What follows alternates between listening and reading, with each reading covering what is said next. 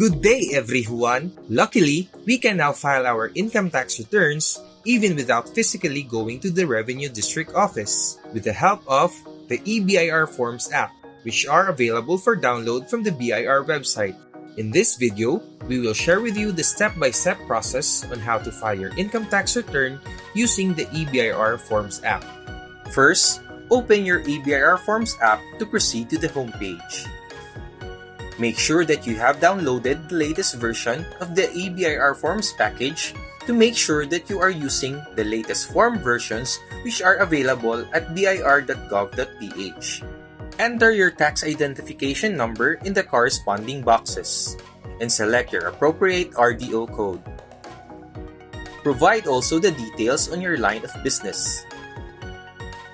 Complete name, registered address, zip code, telephone number, and email address where you wish to receive your confirmation details. Once the details were completed, click the drop-down button to show the list of eBIR forms and choose BIR Form 17V 2018 Annual Income Tax Return New. Click Fill Up. A pop-up window saying that the background information has been saved and updated accordingly would appear, and just click OK. The BIR Form 1701 or the Annual Income Tax Return for individuals, including mixed income earners, estates, and trusts would appear. For item number 1, make sure that the year corresponds to the year which you're filing your income tax return. Do not modify items 2 and 3 unless applicable in your case.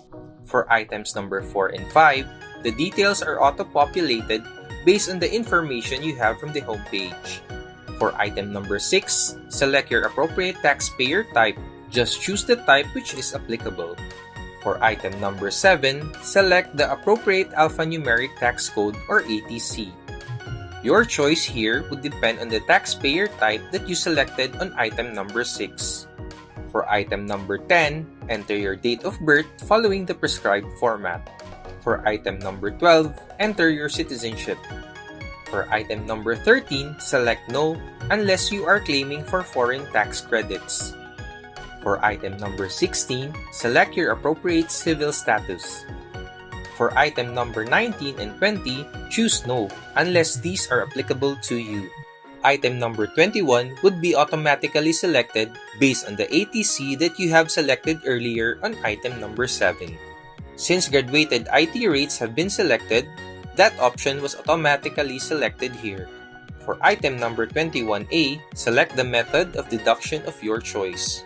We are going to skip Part 2 or the tax payable section for now, since this would be automatically populated later after we have completed the rest of the section in this form. Scroll down, then click Next to go to page 2 of the form. Proceed to Part 5 or the computation of tax section and go to Schedule 3 or your taxable business income which is applicable to sole proprietor. In here, you will enter the details from your sales receipts obtained throughout the whole taxable year. Section 3A is applicable for graduated income tax rates. For item number 8, enter your total sales revenue, receipts, or fees for the whole taxable year. It is important to keep in mind that the decimals or centavos don't apply here, so you have to either drop down or round up. For item number 9, enter your sales return, allowances, and discounts. You may leave this blank if this doesn't apply to you. For item number 11, enter your cost of sales or services. For item number 13, click from Part 5, Schedule 4, Item 18, to proceed to your schedule of ordinary deductions claimed during the taxable year.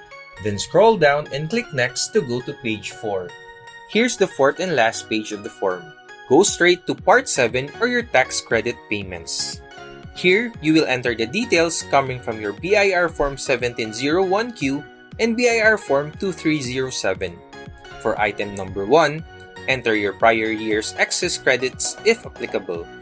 For item number 2, enter your total tax payments for the first, second, and third quarters of the taxable year using BIR Form 1701Q. For item number 3, Enter your total creditable tax withheld for the first 3 quarters of the taxable year. This is the total amount taken from your BIR Forms 2307 from January to September.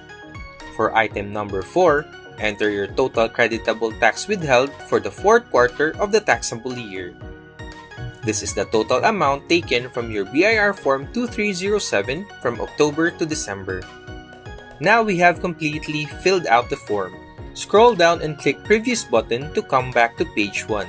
Upon going back to page 1, you would notice that Part 2 or your total tax payable section is now updated with figures computed based on the amount that you have entered on the different sections of the form earlier. In order to know the total tax amount that you are required to pay, check the amount in item number 32. Scroll down and click Validate to see if you have completely filled out the form. This would tell you if there's a field that you have missed.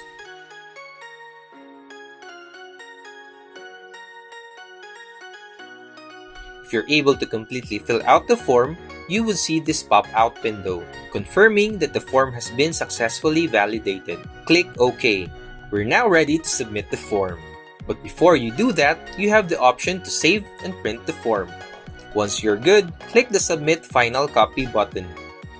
This pop-out window will appear just to remind you to ensure that you have a stable internet connection and a valid email address indicated in the form you are submitting. Click OK. The eBIR Forms Terms of Service Agreement window will then appear, and click OK. The form will submit, and it may take several seconds depending on the connection speed and traffic. Once it has been successfully submitted, this pop-up window would then appear. It's best that you save a screenshot of this page to serve as a proof that you have successfully submitted a form just in case you have failed to receive the email confirmation from the BIR. Once done, click OK.